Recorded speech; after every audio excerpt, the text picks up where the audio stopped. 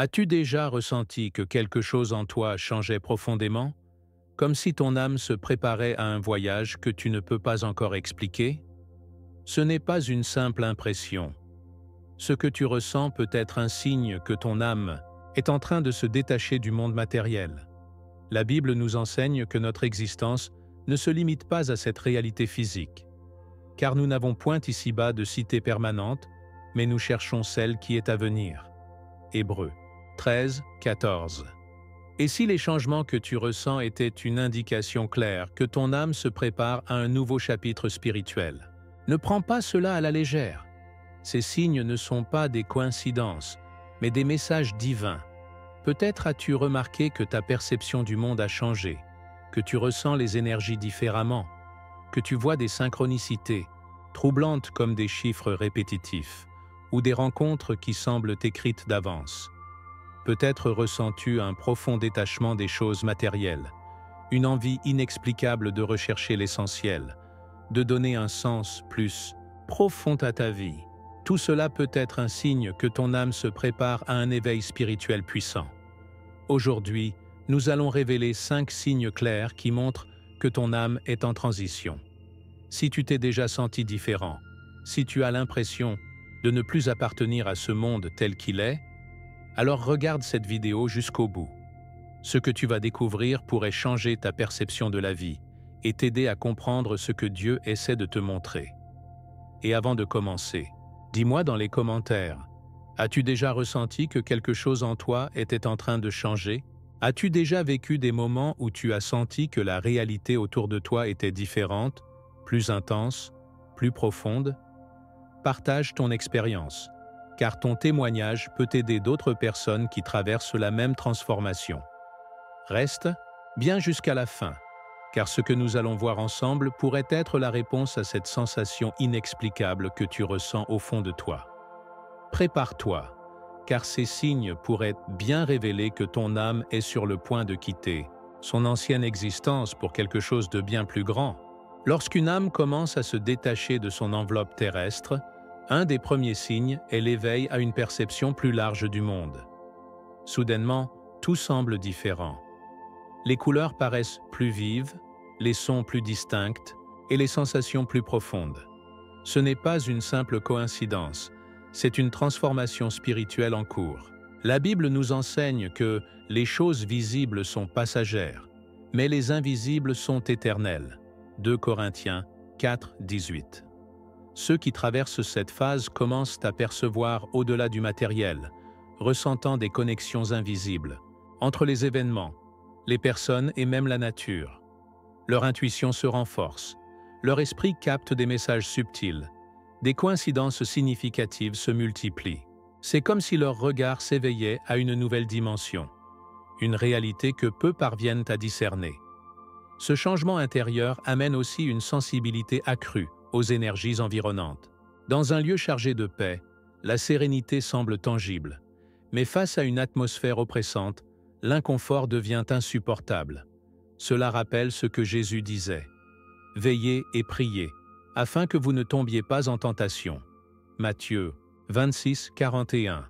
Car lorsque l'âme s'élève, elle devient une cible pour les forces opposées à Dieu. Ceux qui vivent cette phase peuvent ressentir des frissons soudains, des vibrations intenses, comme si une force divine les traversait. Ce ne sont pas des hallucinations ni des illusions, mais une prise de conscience que le monde spirituel est plus réel que le visible. Il arrive aussi que des sons autrefois anodins deviennent porteurs de sens. Une simple mélodie peut éveiller une émotion profonde. Une voix peut paraître chargée d'une signification cachée. Dans la Bible, Élie entendit la voix de Dieu non pas dans la tempête ni dans le feu, mais dans un doux murmure. 1 Roi 19, 12.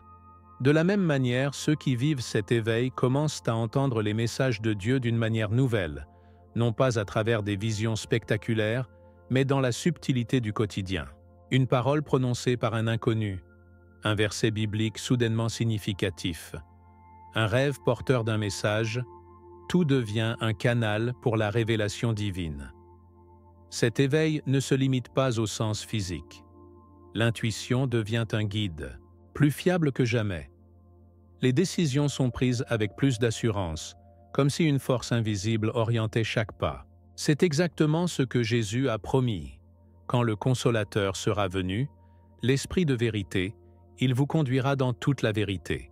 Jean 16, 13. Ce n'est pas une simple impression.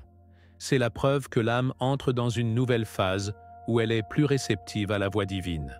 Ce qui semblait autrefois insignifiant prend un sens profond, et ce qui paraissait essentiel devient secondaire. L'âme commence à se détacher du monde, car elle se prépare à quelque chose de bien plus grand. Mais cet éveil peut aussi être déroutant. Beaucoup se sentent isolés, ne sachant pas comment partager cette transformation intérieure.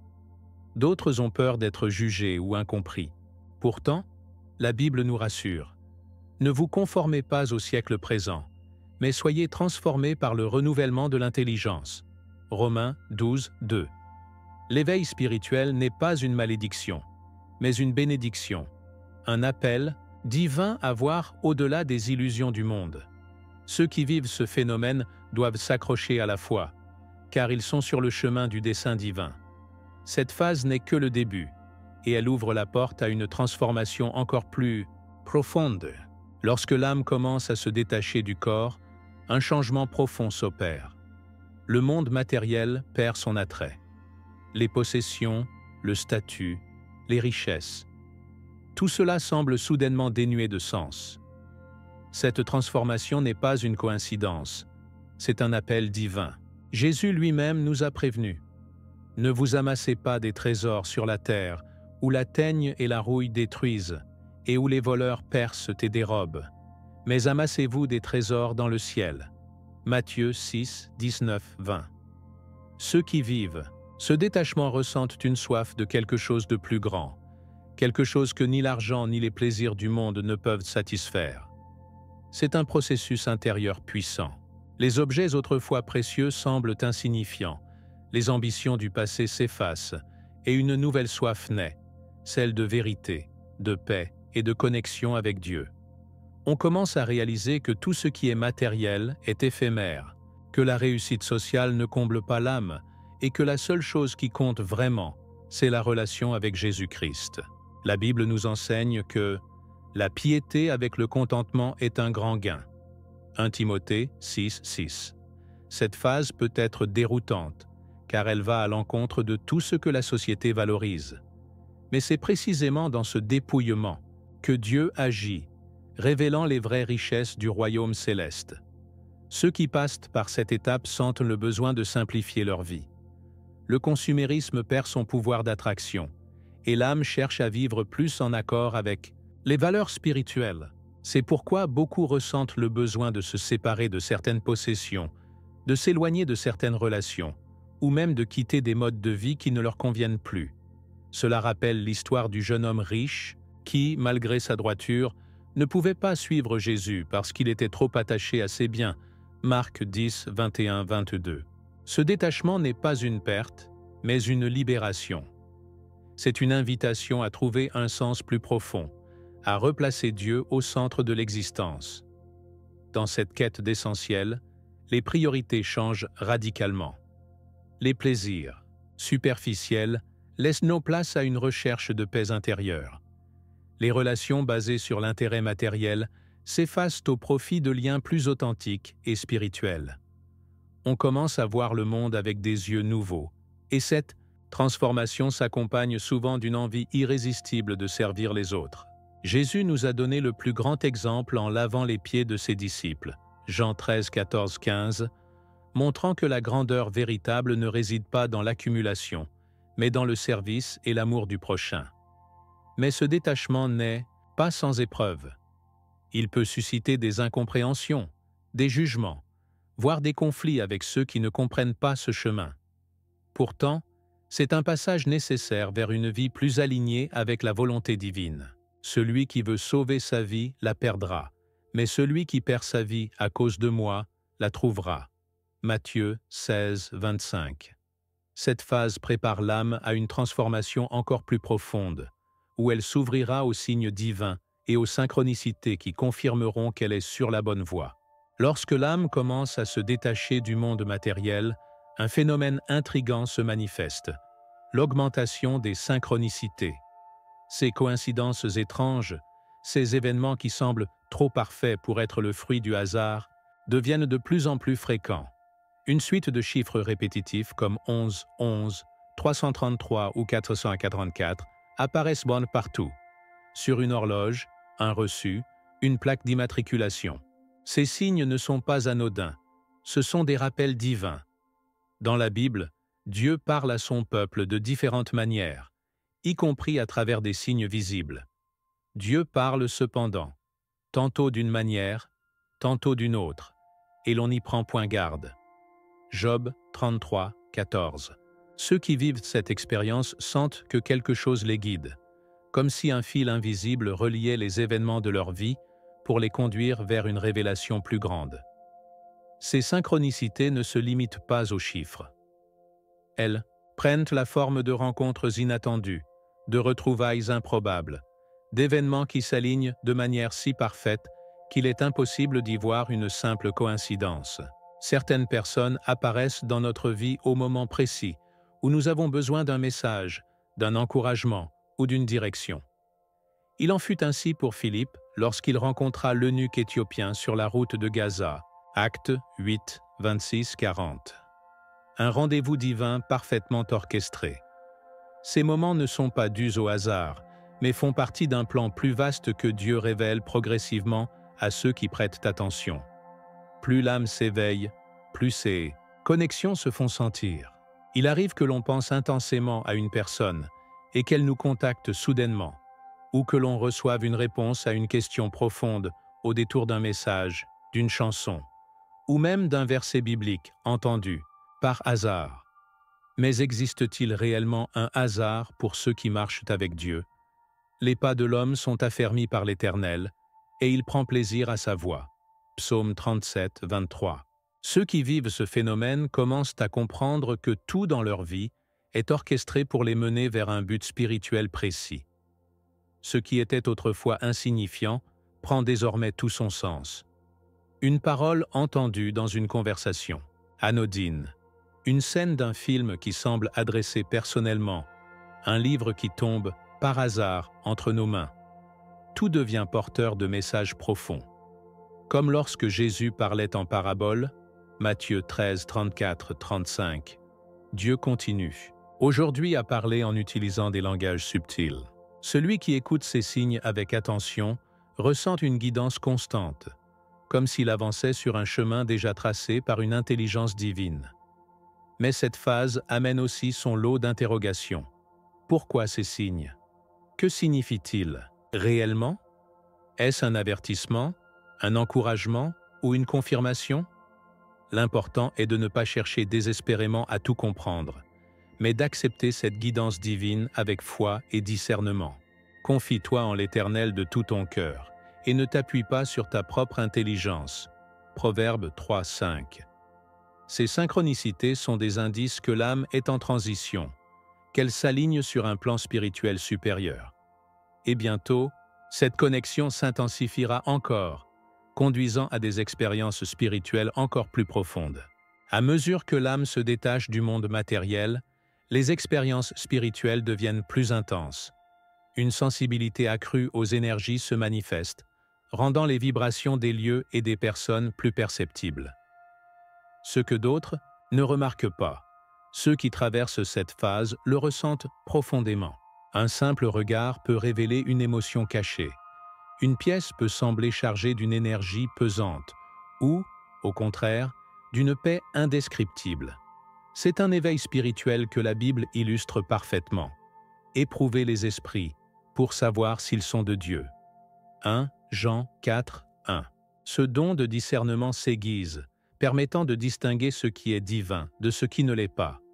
Ceux qui vivent cette transformation ressentent parfois des frissons inexplicables, un fourmillement au sommet de la tête ou des larmes qui montent sans raison apparente, des manifestations physiques de la présence spirituelle. Certains moments sont marqués par des vagues d'émotions si puissantes qu'il devient difficile de les contenir. Une prière peut soudainement déclencher un flot de larmes, une louange peut provoquer des frissons qui parcourent tout le corps. Ce n'est pas un hasard, c'est une réponse spirituelle à une connexion plus profonde avec Dieu. Rappelons-nous du prophète Daniel, qui fut saisi d'une grande faiblesse en présence de l'ange de Dieu. Daniel 10, 8, 9. Son corps ne pouvait supporter l'intensité de cette expérience céleste. De la même manière, ceux qui vivent cette phase ressentent des sensations qui ne viennent pas du corps, mais de l'âme. L'état méditatif devient plus naturel, et entrer en prière profonde semble plus fluide. Parfois, les pensées s'apaisent d'elles-mêmes, et un sentiment inexplicable de connexion avec Dieu s'installe. C'est ce que Jésus enseignait lorsqu'il disait « Entrez dans votre chambre, fermez votre porte, et priez votre Père qui est là dans le secret. » Matthieu 6, 6. Cette solitude sacrée devient un refuge où l'âme se sent enveloppée d'une paix surnaturelle. Certains témoignent d'une sensation de chaleur intense dans les mains ou le cœur lorsqu'ils prient, comme une preuve tangible que l'Esprit de Dieu agit en eux. Mais ces expériences ne se limitent pas au moment de prière. Il arrive qu'en pleine conversation, un sentiment d'expansion prenne place, comme si l'âme comprenait une vérité cachée depuis toujours. Des instants de clarté soudaine surviennent, où des réponses aux grandes questions de la vie se dévoilent en un éclair. C'est ce que l'apôtre Paul décrivait comme une révélation du Saint-Esprit, affirmant que l'homme naturel ne reçoit pas les choses de l'Esprit de Dieu, car elles sont une folie pour lui.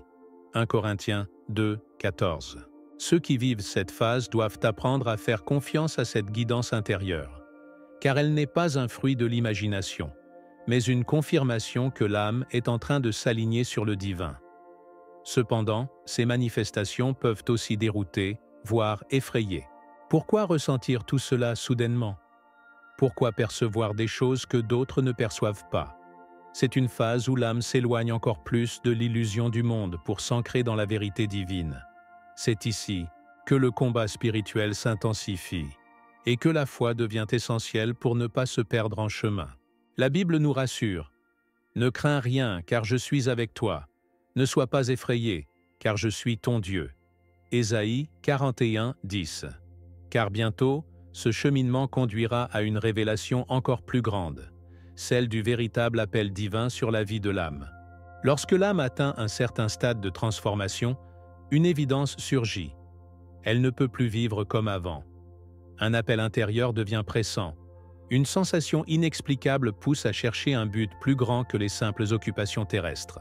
C'est comme si une voix intérieure disait « Tu es fait pour quelque chose de plus grand ». Cette soif de sens est le signe que Dieu prépare une mission. Jésus a dit « Vous êtes la lumière du monde. Que votre lumière luise devant les hommes. » Matthieu 5, 14, 16. Ceux qui ressentent cet appel ne peuvent plus ignorer leur désir de servir, de transmettre, d'agir pour un dessein divin. Ils sentent que leur vie ne peut plus être centrée uniquement sur eux-mêmes, mais doit contribuer à un plan plus vaste, aligné sur la volonté de Dieu. Cette urgence spirituelle pousse à sortir de la routine. Les plaisirs éphémères ne suffisent plus, et une insatisfaction grandit face à la superficialité du monde. Beaucoup ressentent un besoin irrésistible d'aider les autres, de parler de leur foi, de partager leur expérience avec ceux qui sont encore dans l'obscurité. C'est exactement ce qui s'est produit avec les disciples, après la résurrection de Jésus. Ils ne pouvaient plus garder pour eux ce qu'ils avaient de vu et vécu. Acte 4, 20. Ceux qui vivent cette phase se sentent poussés à agir, à répondre à cet appel intérieur qui ne cesse de se renforcer. Mais répondre à cet appel n'est pas toujours facile. Des doutes surgissent. Suis-je vraiment prêt? Suis-je digne de cette mission? Pourtant, la Bible montre que Dieu ne choisit pas les plus qualifiés, mais qualifie ceux qu'il choisit. Moïse lui-même hésitait à accepter son appel, se sentant incapable de parler en public. Exode 4, 10, 12. Mais Dieu l'a équipé pour accomplir sa mission. C'est pareil pour chacun de nous. Lorsqu'une âme entre dans cette phase, elle doit comprendre que ce n'est pas par ses propres forces qu'elle accomplira sa destinée, mais par la puissance de Dieu. Il suffit de faire le premier pas avec foi et le reste suivra. Ceux qui écoutent cet appel remarquent souvent que des opportunités inattendues surgissent. Un chemin s'ouvre Des rencontres se font, des circonstances se placent, comme si tout était orchestré d'en haut. Rien n'est un hasard. Dieu dirige les pas de ceux qui lui font confiance. Car nous sommes son ouvrage, ayant été créés en Jésus-Christ pour de bonnes œuvres. Éphésiens 2, 10. Quand l'âme accepte sa mission, elle entre dans une nouvelle dimension de foi, où chaque action prend un sens profond. Elle réalise que chaque talent, chaque expérience, même les épreuves passées, ont été placées sur son chemin pour la préparer à ce moment précis. Cependant, cette transition n'est pas sans défi. Ce monde résiste à ceux qui veulent œuvrer pour Dieu, et les épreuves font partie du processus. Mais il ne faut pas se décourager, car celui qui a commencé en vous cette bonne œuvre la rendra parfaite pour le jour de Jésus-Christ. Philippiens 1, 6. L'âme qui répond à cet appel entre dans la plénitude de son existence, trouvant enfin la paix et la satisfaction profonde que rien dans ce monde ne peut offrir. Et ainsi, le voyage ne s'arrête pas ici. Il mène à une conclusion plus grande, un message divin à comprendre et à partager. Chaque âme suit un chemin unique, une transformation intérieure que seul Dieu peut orchestrer. Ce voyage, marqué par des signes clairs, est une invitation divine à s'élever au-delà du visible, à abandonner les illusions du monde pour embrasser la vérité spirituelle. Mais ce processus ne doit pas être vécu seul. Jésus nous a appelés à être une lumière les uns pour les autres, à partager notre foi et à nous encourager mutuellement. Exhortons-nous réciproquement, et cela d'autant plus que vous voyez s'approcher le jour. Hébreux 10, 25. Si ces signes résonnent en toi, sache que ce n'est pas un hasard. C'est un appel à te rapprocher de Dieu, à écouter cette voix intérieure qui t'invite à une transformation profonde. Il est essentiel de ne pas ignorer ces signaux. Trop souvent, le monde nous distrait, nous éloigne de notre véritable destinée, nous poussant à douter de ce que nous ressentons. Mais souviens-toi que ceux qui marchent par la foi et non par la vue, 2 Corinthiens 5, 7, trouvent la véritable direction. Laisse-toi guider, ouvre ton cœur à la prière, médite sur la parole de Dieu et demande-lui de te montrer clairement ton chemin. Ces signes ne sont pas de simples coïncidences, mais des invitations divines à aligner ton âme sur le plan céleste. As-tu déjà vécu l'un de ces signes? As-tu ressenti un appel, un changement profond dans ta perception du monde, un détachement du matériel, ou même une connexion spirituelle plus forte? Partage ton expérience dans les commentaires, car ton témoignage peut éclairer et inspirer d'autres âmes en quête de vérité. Si ce message a résonné en toi, assure-toi de t'abonner à cette chaîne et d'activer la cloche de notification, car nous avons encore beaucoup à partager ensemble. Ce n'est que le début d'un chemin spirituel fascinant, et tu ne veux pas manquer ce qui vient après. Et avant de partir, regarde cette vidéo qui apparaît à l'écran. Elle contient un message puissant qui pourrait bien être la réponse à ce que tu cherches. Que Dieu te bénisse, et à très bientôt pour une nouvelle révélation.